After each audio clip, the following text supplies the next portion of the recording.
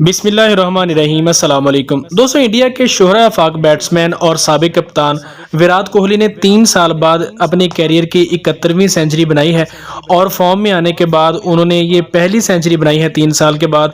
और ये सेंचुरी उन्होंने अपनी बीवी अनुष्का शर्मा और बेटी के नाम कर दी है।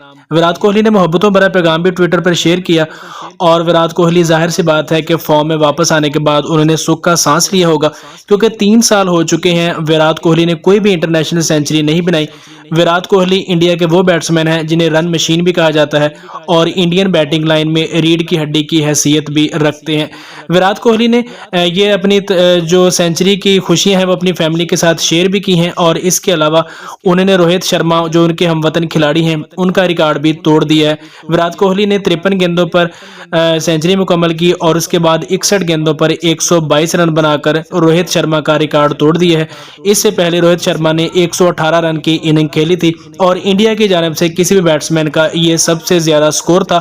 लेकिन विराट कोहली चूंकि ऑल टाइम बेहतरीन प्लेयर हैं, उन पर एक बुरा वक्त था लेकिन वो तकरीबन खत्म हो चुका है और विराट कोहली अपनी फॉर्म में वापस आ चुके हैं और उन्होंने कैरियर बेस्ट इनिंग भी खेली है और 3 साल बाद पहली सेंचुरी बनाई और टोटल उनके कैरियर की 71वीं सेंचुरी थी।